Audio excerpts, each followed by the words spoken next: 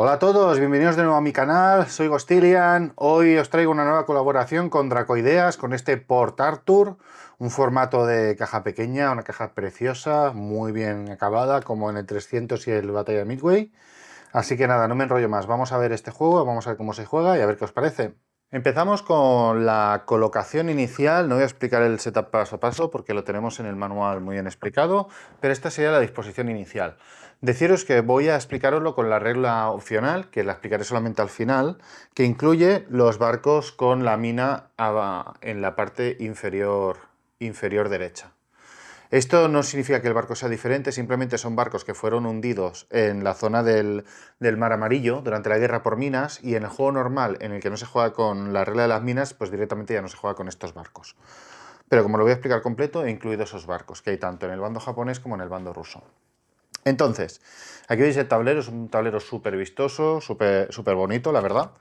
También la caja es una pasada. Como veis, es el formato del 300 y el de Furia Midway con imán. Y además cuando lo abres, pues por dentro, ya lo habréis visto más de una vez, pues tiene todo esto. Además yo tengo todas estas ilustraciones, ¿no? Además a mí me ha venido con este obsequio, que es un minijuego como el que venía en 300 de las Termópilas, para jugar con las reglas detrás. No lo explicaré en este tutorial, es un juego muy sencillo.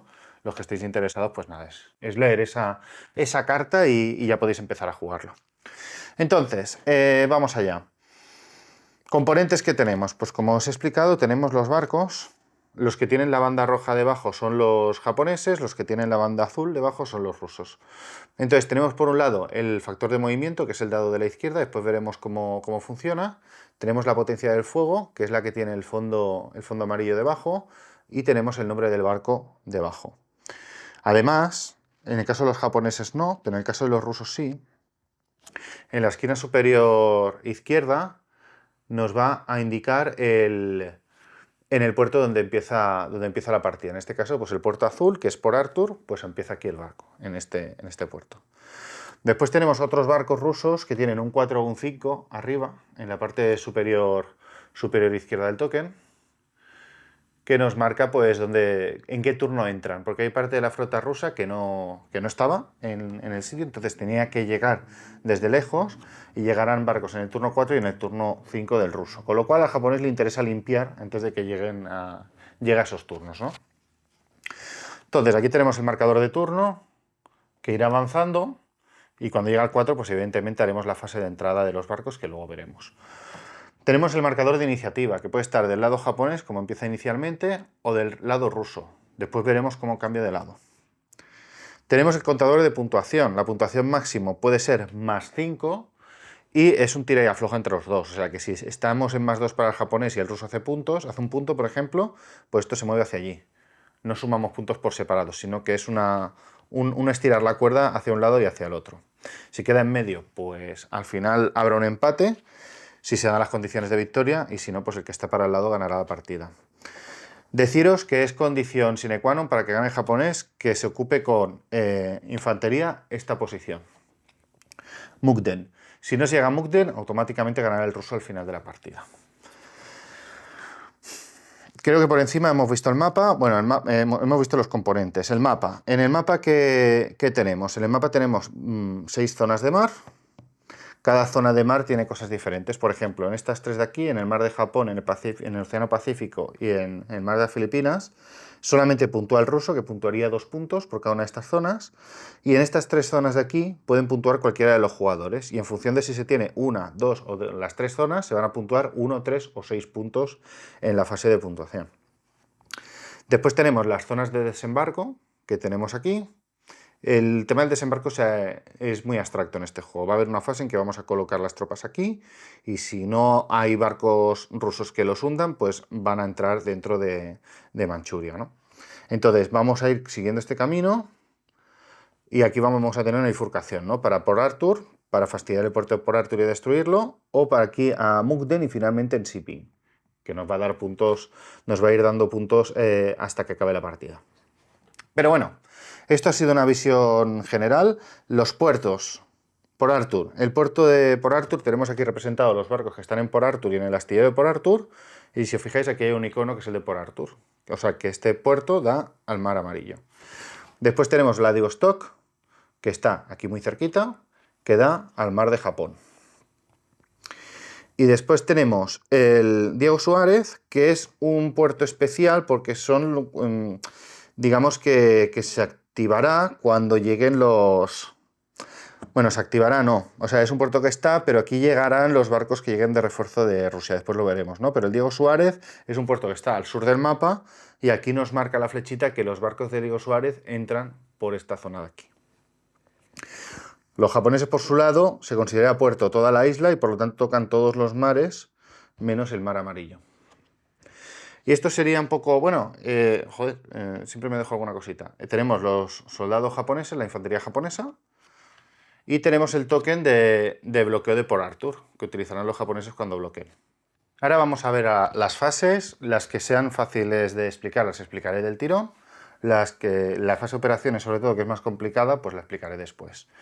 Empezamos por la fase de llegada de la flota del Báltico. Esta solamente se hará en el turno 4 y 5, esta fase. Cuando lleguemos al turno 4, cogeremos toda la flota del Báltico que tenemos aquí y la colocaremos en el puerto de Diego Suárez. Ya está, eso es todo lo que tenemos que hacer en esa fase. Cuando llegue el turno 5, pues la flota del Báltico que está llegando en turno 5, que ya son menos barcos, pues también se colocan en el Diego Suárez. Y seguimos la partida. La segunda fase es el despliegue de la flota japonesa. Entonces, ¿cómo se despliega la flota japonesa? Pues estos barcos están en la isla de Japón. Entonces, tenemos que hacer varias cosas con el japonés. Primero, despliegue desde puerto, que sería salir del puerto a las zonas de mar. También podríamos hacer reparaciones o transporte de tropas japonesas. Empiezo por reparaciones. Los barcos tienen dos estados, que esto no lo he explicado. El normal y, si le damos la vuelta, el dañado. Entonces, los barcos dañados que están en puerto, en este momento podemos hacer, digo, mira, pues en lugar de sacarlos al mar, lo que hago es que los llevo al astillero para reparar. Pues los colocas aquí y ya está. Y ese es el despliegue que hacen en esta fase. ¿Qué pasa? Que evidentemente pues tenemos las otras fases. La fase de despliegue en el mar y la de tropas japonesas. ¿Cómo funciona esto? Para empezar, a ver que me he perdido un momentito, despliegue de puerto. Vale, despliegue desde el puerto, nosotros nos podemos desplegar en zonas adyacentes, en el caso de Japón, en todas las que están adyacentes a la isla, y podemos dar un paso más. Entonces, realmente nos podemos desplegar en cualquier lado. ¿Qué pasa? Que si un barco está dañado y lo queremos desplegar, no va a poder hacer el movimiento adicional, con lo cual los barcos dañados japoneses no van a poder aparecer directamente en la zona del mar Amarillo. Pero bueno, el japonés de entrada pues va a poder plantear la colocación de sus barcos como le parezca. Y después tiene otra cosa que puede hacer el japonés, que es el transporte de tropas japonesas, que es que las 6 figuras de tropas que tiene el japonés durante esta fase las puede colocar en cada una de las casillas de desembarco de avance japonés en la Manchuria, o sea, estas dos. El japonés coge, tengo 2 aquí, pues las coloco. Las va a colocar aquí. Y después veremos qué pasa con eso. Voy a hacer un despliegue japonés sin darle muchas vueltas, ¿vale? Seguro que los que hayáis jugado muchas partidas de juego vais a decir, pero ¿cómo despliegas así? Es un desastre. Bueno, voy a hacer un primer despliegue para que veamos cómo funciona. Entonces, por ejemplo, despliego tal que así. Vale. Pues esto sería un despliegue del japonés. Y después vendría el despliegue del ruso. Entonces, el despliegue de los rusos básicamente es igual, solo que tiene los puertos localizados en zonas concretas y que además no tiene tropas para desplegar, para hacer desembarcos. Así que el ruso puede desplegar los barcos de Port Arthur aquí, y además los barcos que no están dañados pueden hacer un salto adicional. Entonces, por ejemplo, yo puedo colocar todos estos aquí, y aunque hayan barcos o no hayan barcos, me da igual, o sea, lo sinoro completamente con el movimiento, ¿vale? En este juego no afecta el hecho que hayan barcos. Entonces, por ejemplo, lo pongo así y digo, mira, estos 3 barcos se mueven aquí. Los dejo aquí, o sea, hago el movimiento adicional que me da el que no esté dañado. Si estuviera dañado no lo podría hacer. Y, por ejemplo, tengo estos 3 en Vladivostok, pues puedo decidir no sacarlos. Pues como aquí me ha puesto el japonés muchos barcos, pues digo, ostras, pues no me sale a cuenta desplegarlos directamente en el mar al principio de la partida. Así que el ruso, por ejemplo, decide esto. Si tuviera un barco dañado, pues lo mismo, lo puede pasar al astillero. Pero tiene que ser el astillero del mismo puerto. Fijaros que el Diego Suárez, por ejemplo, no tiene astillero y por lo tanto no puede reparar barcos. Después de las fases de despliegue vendría la fase de operaciones, que es la parte grande que voy a explicar al final, que es donde vamos a poner los barcos, van a ver los combates y todo eso, y después vendría la fase de puntuación. Entonces, los dos bandos a la vez contarían el control de las zonas marítimas, como he dicho antes, estas 3 zonas. Por cada zona que controles, contamos el número de zonas, y si controlas una es 1 punto, si controlas 2 son 3 puntos, y si controlas 3 son 6 puntos. ¿Cuál es la condición para controlarla? Que solamente hayan barcos tuyos. En esta situación, esta zona está controlada por el japonés, pero el resto no está controlada por nadie, con lo cual sería 1 punto para el japonés en esta situación. Después comprobaríamos el bloqueo de Port Arthur. Después el japonés tiene que decidir el bloqueo de Port Arthur. Si el ruso no tiene barcos en la zona del Mar Amarillo, que no tiene el japonés que tener barcos, simplemente con que no tenga el ruso, puede colocar el marcador de bloqueo. El marcador de bloqueo, ¿qué hace? Que los barcos de Port Arthur, cuando hacen el despliegue que hemos visto antes, no puedan hacer el segundo paso aunque estén intactos. Esto es lo que nos va a hacer. Si el japonés decide poner esta ficha, va a tener que pagar 1 punto de victoria. Así que, si el ruso está a 5, el japonés no puede colocar esta pieza, porque no puede perder otro punto de victoria. Tenerlo en cuenta. Y si ya está puesto el marcador, cada vez que llega a la fase de puntuación, si lo quiere mantener, tiene que pagar otro punto de victoria al japonés. Así que el tema de bloqueo de Port Arthur es bastante costoso. Y después tenemos el desembarco de tropas. Si el bando ruso está controlando una de las zonas marítimas adyacentes a la zona de los desembarcos, lo que va a hacer es cargarse a las tropas japonesas. Imaginaos que la situación es esta. Voy a cambiarla un poco.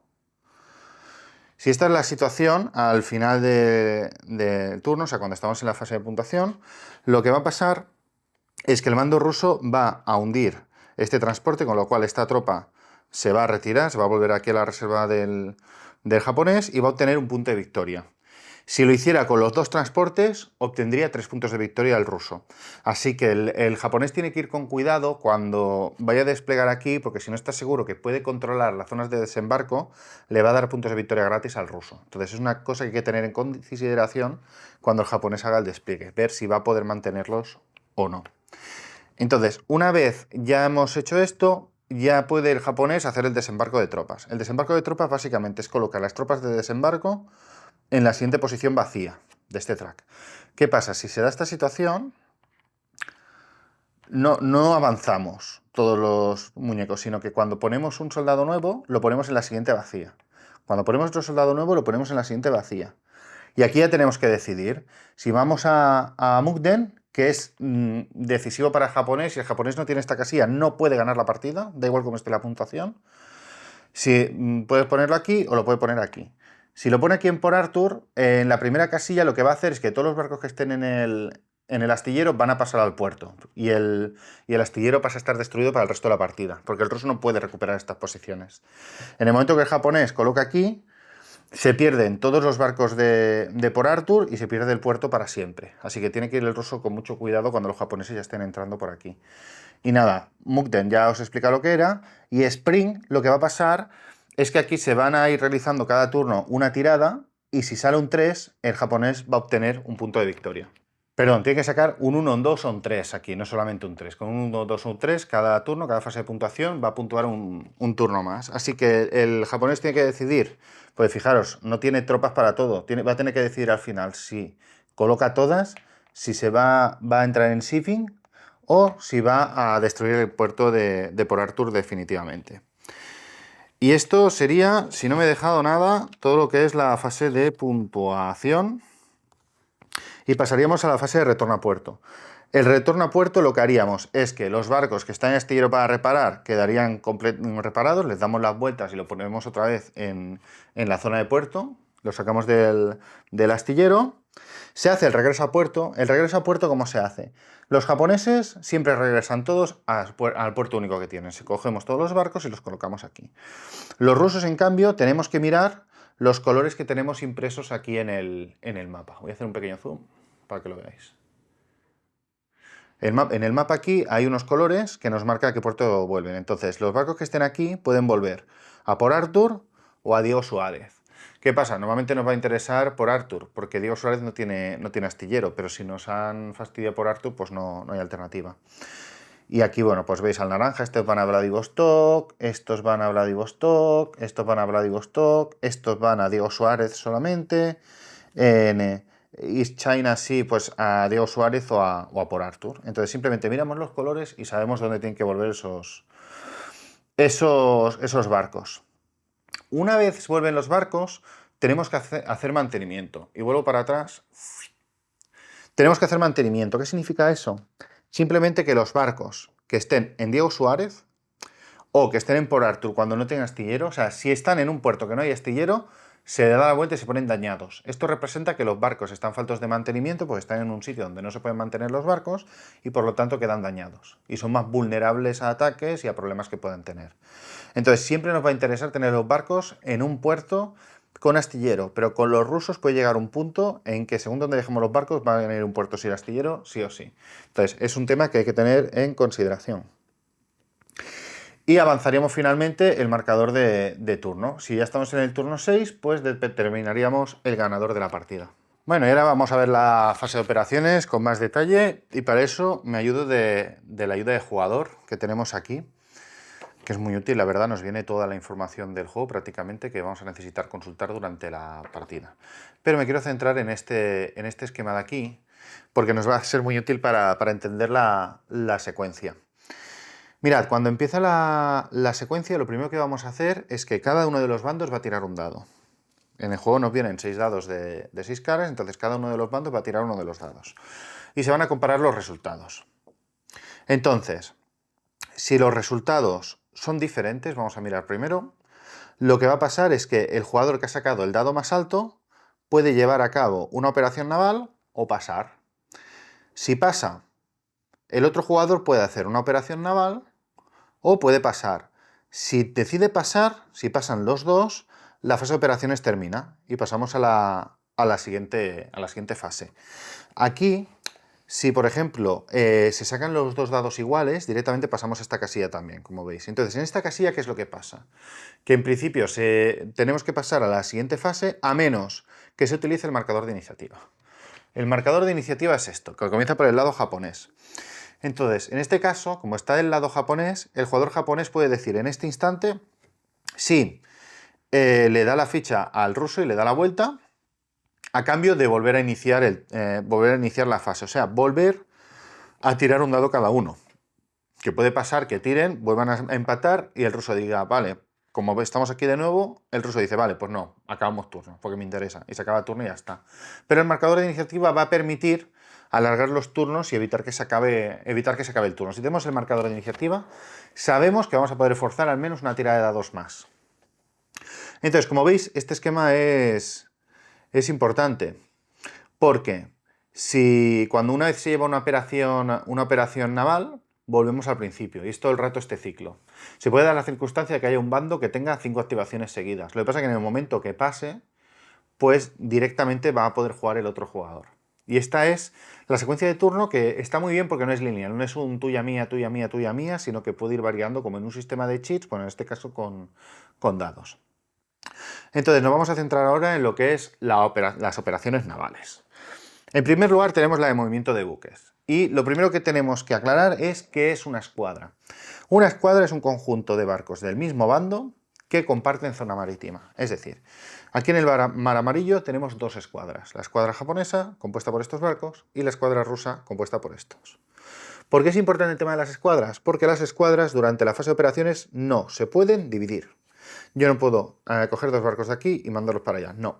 En la fase de operaciones ya tienen que ir siempre juntas. Y si, por ejemplo, el japonés moviera estos dos barcos aquí, lo puede hacer, puede mover esta escuadra aquí, pero pasan a ser una sola escuadra con esta. Con lo cual, si yo me he cargado a estos rusos y digo, bueno, vengo aquí, les ayudo, acabo aquí lo que tenga que hacer, y digo, vale, pues ahora vuelvo aquí porque quiero puntuar las 3 zonas. Pues no puedes, porque ahora ya tienes estas dos escuadras en la zona y estas cuando se mueven se tienen que mover todos. No sé si me entendéis. Las escuadras se pueden fusionar por movimiento, pero no las podemos dividir. Cuando ya lleguemos al final de la fase y se vuelvan a puertos, cuando volvamos a salir de los puertos en la fase de despliegue, pues ya podemos ordenar las escuadras como queramos. Pero todos los barcos de un mismo bando que estén en una zona de mar forman parte de la misma escuadra. Solamente pueden haber 2 escuadras por zona de mar. La japonesa y la rusa. Una o ninguna. Esas son todas las combinaciones.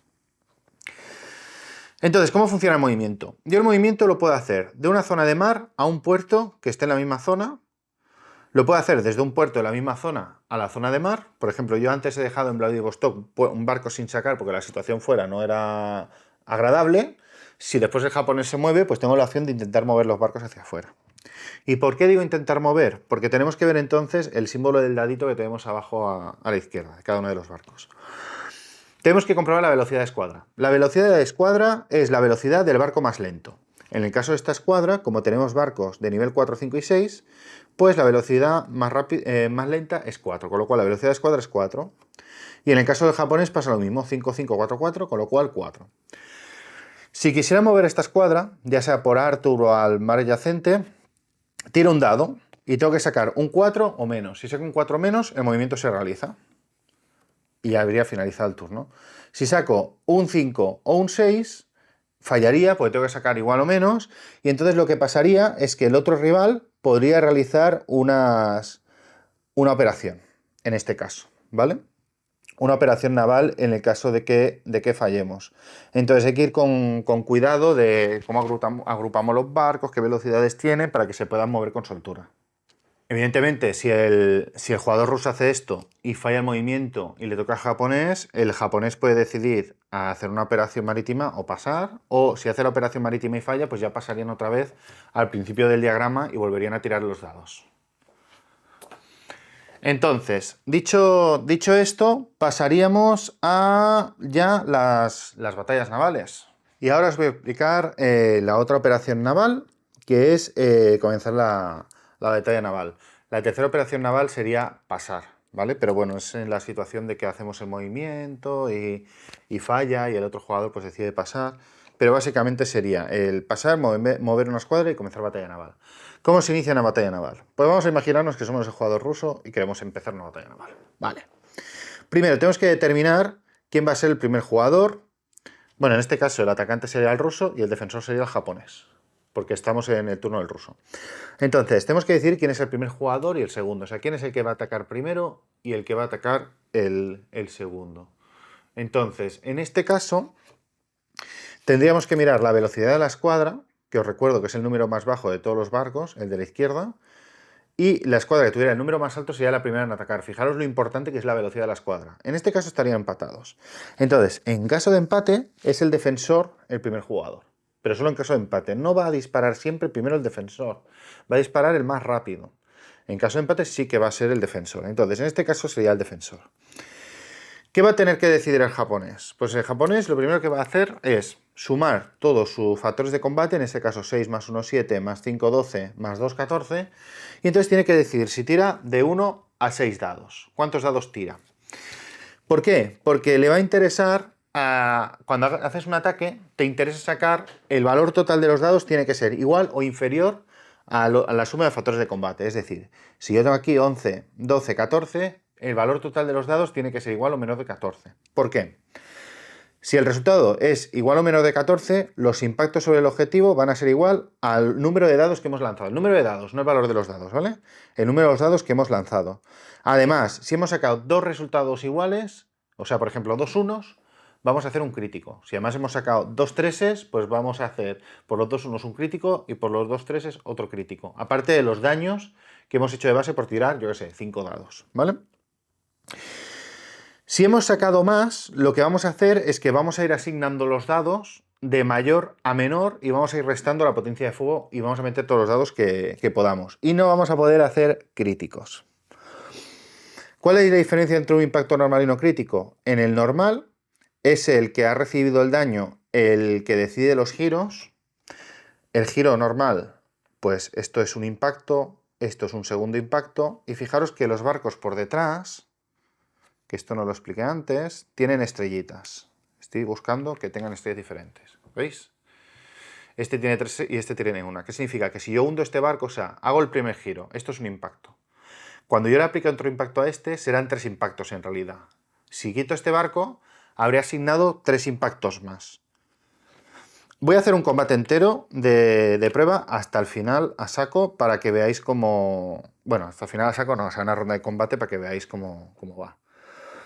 Pero bueno, dicho esto, evidentemente como se ignoran los críticos, vamos a sacar menos dados seguro, porque comenzamos asignando los más altos, entonces va a ser una puñeta. Hay que intentar calcular estadísticamente cuáles son los dados que nos salen más a cuenta tirar. Los críticos, o sea, los daños normales los asigna el que ha recibido el daño. Los daños críticos los va a asignar el atacante. ¿Vale? Entonces es importante porque, claro, tú puedes asignar un daño, por ejemplo, al más grande. Pues mira, a este que es valor 5. Entonces ya lo tienes girado. Lo que siempre puedes elegir a quién le aplicas el daño, pero podrías hundir un barco. Pero para hundir un barco no puede haber barcos intactos en la casilla, con lo cual, si estuvieran todos los barcos ya girados, el siguiente barco con un impacto crítico ya lo hundes. Ya independientemente, las estrellas no las miramos. Las estrellas las miramos solamente cuando el que asigna daños es el defensor. ¿Vale? Pero en el caso de impacto crítico, yo hundo este, pues esto es un impacto, pum, 3 estrellas, me da igual, lo hundo. Pero no puede haber ningún barco intacto en la casilla. Y esto sería un poco el combate. No sé si os resulta muy lioso. Tenéis el resumen en la hoja, pero vamos a hacer un ejemplo. Bueno, pues vamos con el ejemplo. Vamos a hacer el ejemplo que os dije, ¿vale? El ruso declara una operación naval de ataque al japonés en esta casilla. Entonces, como están empatados a nivel de movimiento de escuadras, es el defensor el que va primero, que es el japonés. Entonces, el japonés, ya hemos dicho que tiene 14, y entonces decide tirar 3 dados. Tira los 3 dados y fijaros, sale un total de 9. Como es igual o menor que 14, pues perfecto. ¿Qué pasa? No hemos hecho críticos, porque no hay ningún doble, ningún triple, ningún cuádruple. Esto no lo he dicho. Si sacamos un doble, es un impacto crítico. A partir de ahí, si sacamos, por ejemplo, 5 cuatros, van a ser 5 críticos menos 1, o sea, 4 críticos. O sea, por cada daño adicional es un crítico más. Bueno, en este caso no hemos sacado ningún crítico, pero hemos sacado 3 impactos. Y el ruso decide asignar los impactos a este barco. Como no son críticos, son daños normales, los asigna así. Vale. Y ahora le toca al ruso. El ruso tiene más barcos, con lo cual tiene más margen. Tiene 8, 11, 12, 16, 21 y 22. Y como el ruso se ha atrevido, va a tirar los 6 dados. ¿Vale? Es arriesgarse mucho, pero bueno, quiere maximizar impactos. Vale, pues mirad, ha sacado 10, 12, 14, 18. Que es menos, ¿no? Porque hemos dicho eran 10, 18, 21, 22. Vale, pues le ha salido bien. Ha tirado todos los dados, el máximo que es 6, y le ha salido el ataque. Con lo cual, tenemos 6 impactos normales y tenemos 2 críticos. Lo que os decía antes, si hubiese sacado otro 1, serían 2 críticos aquí y un crítico aquí, ¿vale? Pero no es el caso. No me acuerdo qué número ha salido, el 2. Serían 6 impactos normales, un crítico y otro crítico, o sea, 2 críticos. Vale, pues los 2 críticos los asigna el ruso. El ruso lo que va a hacer es asignar a este, que es el más grande, y a este también, que es el segundo más grande. Y ya ha asignado los daños. Si estuvieran todos girados, podría hundir los barcos directamente, pero no es el caso. Entonces, ahora el japonés tiene que asignar los 6 daños normales.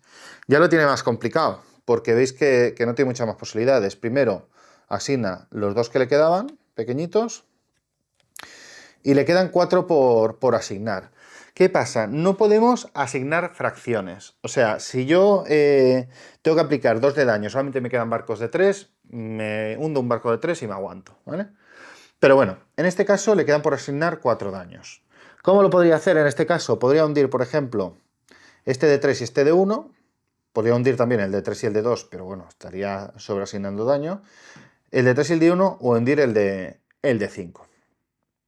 Pues en este caso, el japonés ve que tienen toda la misma velocidad, pero que estos son 2 barcos y tal, y dice, bueno, pues mira, me sale más a cuenta hundir este, que como tiene 4 estrellitas ya me vale para cumplir. Entonces, este barco lo devuelvo a la caja, porque ha sido hundido, y ya habríamos acabado el combate. Esto sería un combate completo. Si queréis, lo que vamos a hacer es hacer otra ronda de combate. Imaginaros que seguimos jugando, y ahora le toca, por ejemplo, al ruso otra vez y quiere rematar la faena. Por medio le ha podido tocar al japonés y el japonés seguramente en esta situación lo más lógico es que intente moverse aquí. ¿Vale? Y que tenga aquí una situación de un poco de ventaja, no para atacar, pero quizás para que el ruso no la ataque, ¿vale? Porque los barcos dañados son muy susceptibles a que se hundan. Entonces, en esta situación, fijaros, seguimos igualados a velocidad. Ataca el ruso, por lo tanto, primero va el japonés. Pero el japonés ahora ya suma 6, 7. O sea, tirar más de 2 dados. Claro, puedes tirar 6 dados y sacar 6 unos y es una tirada estupenda porque son 6 daños normales y 5 críticos. Pero no muy normal. Entonces, en este caso el japonés decide jugársela y tirar 3 dados porque si no hunde barcos es que le va a ir muy mal. Pero es un 7, o sea, tiene que tener suerte en la tirada. Suerte que no tiene, porque fijaros que ha sacado justo un 8. Entonces, en este caso no puede hacer críticos y tenemos que ir asignando del dado más grande al dado más pequeño. En este caso, asignamos 4. ¿Hemos llegado a 7? No. Asignamos 3. ¿Hemos llegado a 7? Sí, pues ya está. Paramos.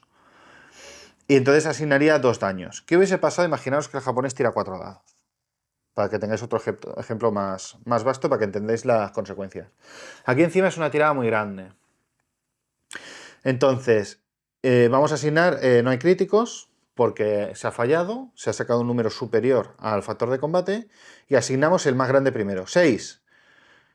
Tengo 7 daños en total. ¿Puede añadir este dado? No, no puedo. Vale, pues haría solo un daño de combate. Como veis, un rollo patatero. Vamos a quedarnos con el resultado anterior. Entonces el ruso tiene que asignarse un daño. Y el ruso responde ahora. El ruso decide que no tiene que arriesgar en su situación. Se suma 10, 20, 21. Bueno, con 21. Con 21 lo que va a hacer es tirar 5 dados. 5 dados por 6 podría llegar a sacar un 30, pero sería complicado. Pero bueno, tiene que sacar menos de 21. Pues tira 5 dados. Saca una buena tirada, pues como veis es 8 más 6, 14, 16, con lo cual cumple. Además ha sacado 2 impactos críticos. Con lo cual, primero el ruso asigna los críticos. Fijaros que como ya están dañados los barcos, puede hundirlos directamente sin tener en cuenta las estrellitas. Pues mira, 1 y 2. Y ahora el japonés tiene que asignar 5 daños. Como solamente le queda un barco de una estrella, pues pierde el último barco. Como veis, aquí al japonés le interesaba haber salido corriendo antes de que el ruso volviera a tener posibilidad de ataque. De todas maneras, con el japonés meterte aquí directamente, si no es con muchos barcos, se me antoja complicado. Volviendo al tema del movimiento, que os lo estaréis preguntando mejor después de esta situación, tú puedes mover los barcos libremente aunque haya barcos enemigos. Representa que las zonas de mar son muy vastas y te puedes mover sin problemas. Así que el movimiento no está limitado en ese sentido. Y bueno, con esto habéis visto un ejemplo de combate que espero que haya quedado bastante claro. Ahora vamos a ver la regla opcional de minas. Para esto me voy a poner aquí primero. Uipa. Como sabéis, los barcos que tenemos inicialmente en los puertos no los determinamos. Vienen determinados por el colorcito que tenemos aquí arriba, ¿vale? Entonces, con las reglas de minas, varias cosas. Primero, los barcos que tienen el símbolo de potencia de fuego en negro se juegan. Si no jugáramos con la regla de minas, pues no ponemos esos barcos. Segunda cosa, ataque a Port Arthur. Desde el comienzo del conflicto, los japoneses intentaron neutralizar la flota rusa de Port Arthur. Entonces, lo que va a pasar es que ataques con destructores, lanchas torpederas, minas, va a haber un primer ataque antes de empezar el turno 1.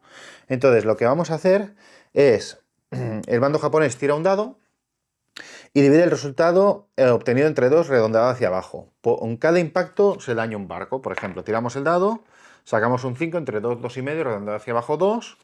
Así que se dañarían 2 barcos. ¿Vale? El japonés dañaría 2 barcos dentro de Port Arthur.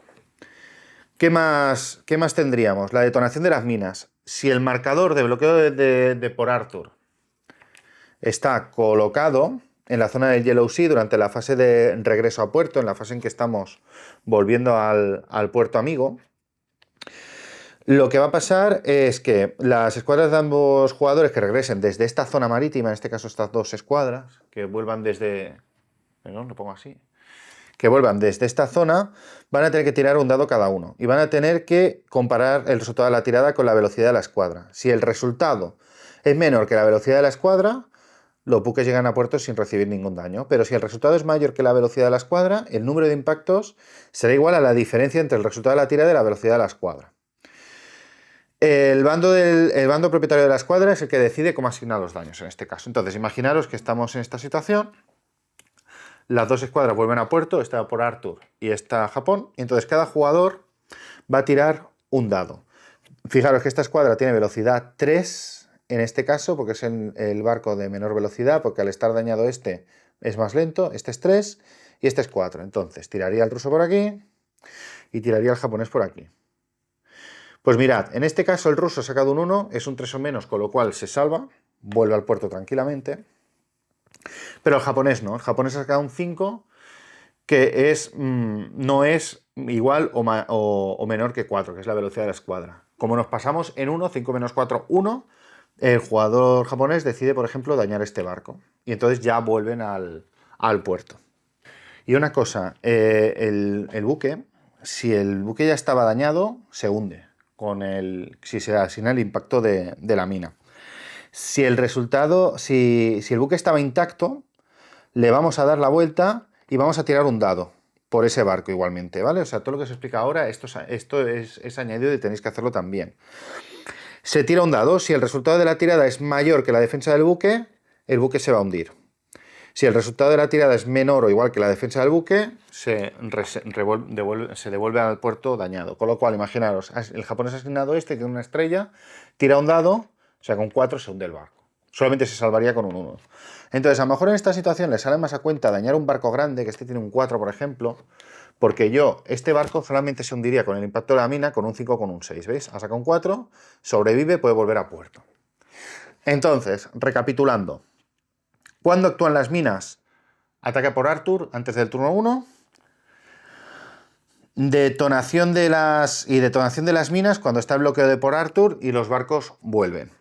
Entonces, cuando una mina impacta, en el momento que sea, vamos a girar los barcos que han recibido el impacto de la mina, que decidimos que han tenido el impacto de la mina, y esos barcos que hayamos girado o destruido si ya tenían un impacto, vamos a tirar otro dado por cada uno para ver si se hunde o no. En el caso de los intactos, pues si ya tenía daño se va a hundir directamente. Y esto sería toda la regla opcional de las minas. Y para acabar, explicaros alguna cosita más del marcador de iniciativa. Primero, sabéis que en la fase de operaciones se puede utilizar para que no finalice la fase de operaciones, que sigamos jugando. En la batalla naval podemos hacer algo que no he explicado, que es que si, por ejemplo, el jugador ruso tiene la iniciativa y no le tocara de primer jugador, puede entregar la ficha al japonés, darle la vuelta y ser el primer jugador en esa batalla concreta. Como la tiene japonés, cuando le toque a él, pues podrá cambiar también y ser el primer jugador con la ventaja que significa en una batalla, ¿no? Y después, cuando llegue la flota del Báltico, automáticamente el marcador, si no lo tuviera el ruso, pasaría a manos del ruso. Y con esto ya hemos explicado todo lo que es por Arthur. Pues hasta aquí el vídeo de hoy. Espero que os haya interesado este por Arthur, que os haya ayudado este vídeo a entender las reglas, a saber de qué va este juego, ver si os interesa, si no os interesa, o que os haya ayudado a la comprensión de las reglas. No me enrollo más. Gracias por ver el vídeo, ya sabéis, darle al like, comentad lo que queráis en los comentarios si me he equivocado en algo o si tenéis alguna duda más. Y sobre todo suscribiros al canal, que me ayuda mucho. Nos vemos en el próximo vídeo. ¡Hasta luego!